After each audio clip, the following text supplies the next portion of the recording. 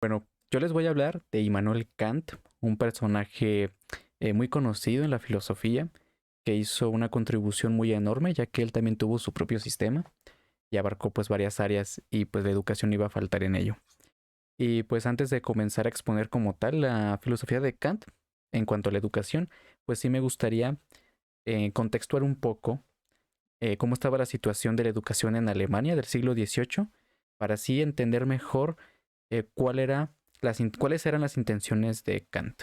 Caracterizan tres cosas la educación alemana del siglo XVIII. Bueno, recordemos que Kant vivía en Königsberg, que era parte del Imperio Germánico, y pues obviamente el contexto de Kant estaba pues muy determinado por ello. Y bueno, el primero de estas características que voy a mencionar es la deficiente calidad de docentes. Recordemos que pues no pasó mucho tiempo, 2 siglos exactamente, que estalló la Reforma Protestante en Alemania, y una de las tesis de Lutero era que los pastores tenían que ser docentes.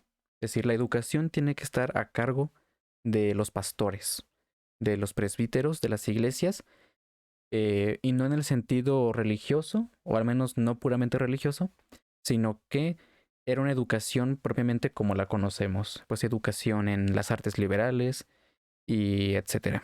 Sin embargo, el problema de esto es que había una carencia de esta figura en el aspecto social. Por lo tanto, pues los docentes no siempre fueron los pastores, sino también los comerciantes, algunos estudiantes y personas discapacitadas por la guerra. El otro aspecto o característica de la educación en Alemania era la irregular concurrencia a la escuela. Es decir, la educación en estos tiempos no era muy concurrida, era muy rara las personas que asistían a la escuela y solamente eran los fines de semana de 1 a 2 horas. Y Federico II, en el año de 1763, hizo que fuera obligatoria la educación. Sin embargo, esto no ayudó mucho porque había otro problema. No había suficientes escuelas en Königsberg y en Alemania en general. Y por último, la última característica de la educación en Alemania de ese siglo era una pedagogía religiosa. ¿Y por qué acentuó que religiosa? Porque si recordamos, la educación religiosa se centraba mucho en el aprendizaje de las lenguas en latín y griego. Aprendiendo estas lenguas, la verdad que en este tiempo se te abrían muchas puertas, casi como hoy estudiar inglés. Pues en esos tiempos estudiar latín y griego te abría muchas puertas al conocimiento. Por estos tiempos surge una figura muy importante en Alemania, que es Basedow. Basedow va a hacer una reforma pedagógica en estos tiempos, que de hecho hasta el día de hoy todavía sigue vigente, que son dos cosas. La creación de seminarios para los docentes, es decir, preparar como tal a docentes, a personas capacitadas para enseñar. Y la segunda, muy importante, la creación de la enciclopedia escolar. Es decir, esas enciclopedias que reúnen el conocimiento general de varias materias, pues se lo debemos a Basedow. Y bien, ahora sí vamos a entrar de lleno a la filosofía pedagógica de Kant. Y Kant va a tener dos influencias principales, que van a ser Rousseau y Basedow. Estos dos autores van a influir notablemente en el pensamiento kantiano en cuanto a la educación y también el pietismo.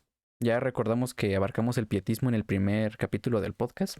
Si quieren indagar más en ese tema, pues los invito a ver el primer capítulo del podcast, Existencialismo. Pero nada más retomando, pues que el pietismo como movimiento se interesó mucho también en la educación. Y fue gracias al pietismo que hubo fundaciones de universidades con carácter moderno. Y pues Kant fue educado pietista y de ello también se influyó mucho él.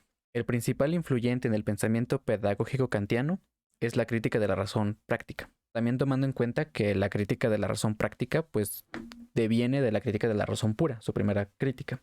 Y recordemos que en la crítica de la razón pura, pues Kant establecía que era el sujeto el que moldeaba, el que ordenaba el mundo fenoménico. Y esto va a influir en la crítica de la razón práctica en que el sujeto mismo que ordena este mundo ahora va a ser legislador de sí mismo. Obrar moralmente constituye obrar según a una ley universal, siguiendo el imperativo categórico. Obra de tal manera que tu acción se convierta en una máxima universal. Entonces, ¿cuál va a ser el enfoque de la educación para Kant?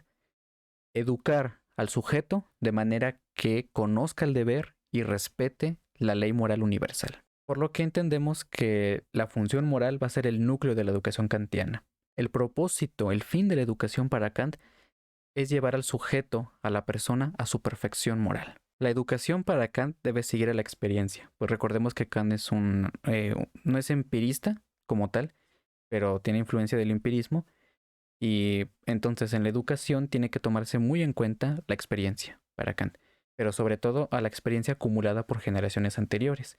Y algo curioso, que para Kant la educación no es un proyecto alcanzado empíricamente, sino que siempre está en constante evolución, o más bien en constante camino hacia allá, hacia culminar ese proyecto. Pero es muy importante esto. De hecho, se podría decir especulativamente que Kant no dice que en algún momento se vaya a alcanzar una culminación de la educación, sino que es un continuo proceso, un continuo camino hacia un ideal. Entonces, es un proyecto nunca alcanzado. La educación también para Kant tiene dos dimensiones, la discursiva y la práctica. Discursiva se refiere a la reflexión, que gracias a la reflexión el ser humano se da cuenta como un ser cultural, social y sobre todo histórico, que tomando en cuenta pues las experiencias anteriores, como ya había mencionado, pues se da una visión a futuro. Eso es algo muy importante, que para Kant la educación no es únicamente algo centrado en el presente, sino algo que tiene que enfocarse hacia el futuro, hacia lo que está por venir. La mejora, la perfección de la humanidad se logra a futuro, no únicamente a presente. Y finalmente, la dimensión práctica, porque concibe al ser humano como alguien no moral innatamente, sino como alguien a quien se le debe de educar y moralizar. Alguien que al ser perfectible se debe llevar en acto, en términos aristotélicos, llevar en acto esa potencia de perfección. La educación tiene como propósito eso, y por lo tanto, el principal objetivo de la educación kantiana es la ilustración.